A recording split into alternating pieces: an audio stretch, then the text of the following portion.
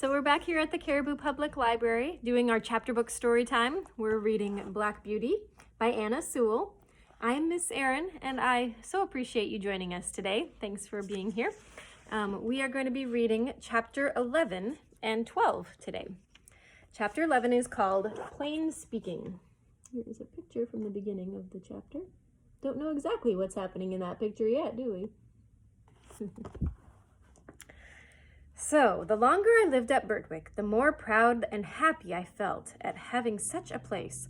Our master and mistress were respected and beloved by all who knew them. They were good and kind to everybody and everything, not only men and women, but horses and donkeys, dogs and cats, cattle and birds.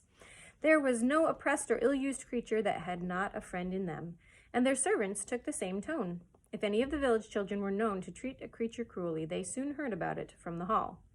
The squire and Farmer Gray had worked together, as they said, for more than 20 years to get bearing reins on the cart horses done away with, and in our parts you seldom saw them. But sometimes a mistress met a heavily laden horse, and his head strained up. She would stop the carriage and get out and reason with the driver in her sweet, serious voice, and try to show him how foolish and cruel it was. I don't think any man could withstand our mistress. I wish all ladies were like her. Our master, too, used to come down, very heavy sometimes. I remember he was riding me toward home one morning when he saw a powerful man driving towards us in a light pony chaise with a beautiful little bay pony with slender legs and a high-bred sensitive head and face. Just as he came to the park gates, the little thing turned towards them. The man, without word of warning, wrenched his creature's head round with such a force and suddenness that he nearly threw it on its haunches. Recovering itself, it was going on when he began to lash it furiously. The pony plunged forward, but the strong, heavy hand held the pretty creature back, with force almost enough to break its jaw, while the whip still cut into him. It was a dreadful sight to me, for I knew what fearful pain it gave the delicate little mouth, but master gave me the word, and we were up with him in a second. "Sawyer," he cried in a stern voice, "is that pony made of flesh and blood?" "Flesh and blood and temper," he said. "He's too fond of his own will, and that won't suit me." He spoke as if he was in a strong passion. He was a builder who had often been to the park on business. "Do you think," said master sternly, "that treatment like this will make him fond of your will?" "He had no business to make that turn. His road was straight on, said the man roughly. "You've often driven that pony up to my place," said master. "It only shows the creature's memory and intelligence. How did he know that you were not going there again? But that has little to do with it. I must say, Mr. Sawyer, that more unmanly, brutal treatment of the little pony was never in my painful lot to witness. By giving away to such passion, you injure your own character as much, nay, more, than you injure your horse. And remember, we shall all have to be judged according to our works, whether they be toward man or beast." Master rode me home slowly, and I could tell by his voice how the thing had grieved him. He was just as free to speak to gentlemen of his own rank as to those below him. For another day, when we were out, we met a Captain Langley, a friend of our master's. He was driving a splendid pair of greys in a kind of break. After a little conversation, the captain said, "What do you think of my new team, Mr. Gordon? You know, you are the judge of horses in these parts, and I should like your opinion." The master backed me a little, so as to get a good view of them. "They are an uncommonly handsome pair," he said, "and if they are as good as they look, I am sure you need not wish for anything better.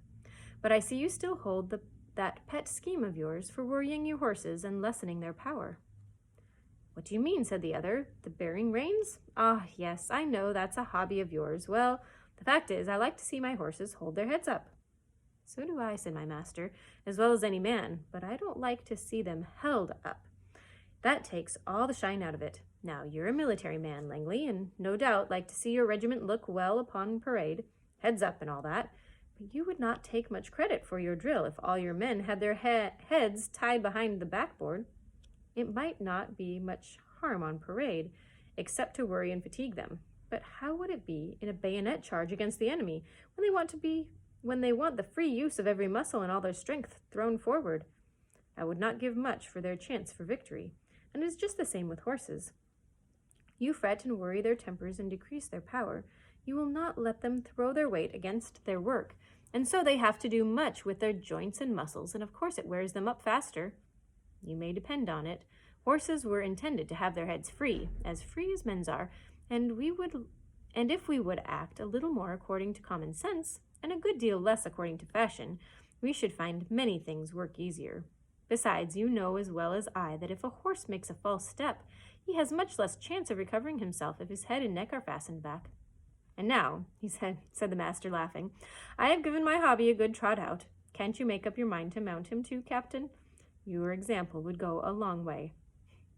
I believe you are right in theory, said the other, and that's a rather hard hit about the soldiers, but, well, I'll think about it. And so they parted. Now we have chapter 12. It is called A Stormy Day. That looks like a stormy day, huh? One day late in the autumn, my master had a long journey to go on business. I was put into the dog cart, and John went with his master. I always liked to go in the dog cart. It was so light, and the high wheels ran along so pleasantly.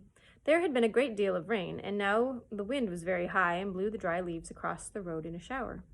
We went along merrily till we came to the toll bar and the low wooden bridge. The river banks were rather high, and the bridge, instead of rising, went across just level, so that in the middle, if the river was full, the water would nearly be up to the woodwork and planks. But as there were good substantial rails on each side, people didn't mind it.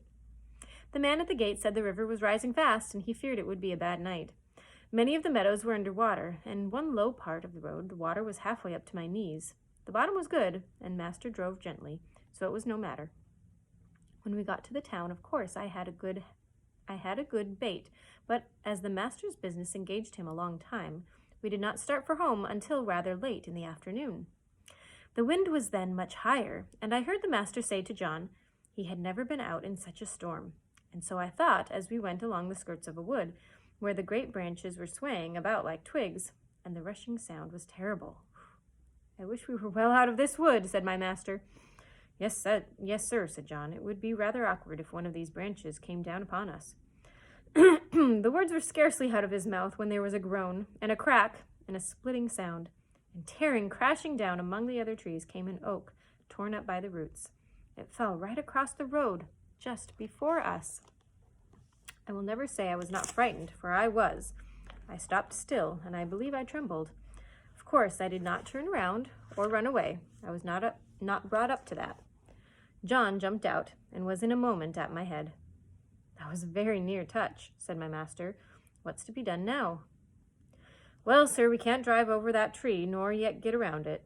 There will be nothing for it but to go back to the 4 crossways. And that will be a good 6 miles before we get round to the wooden bridge again.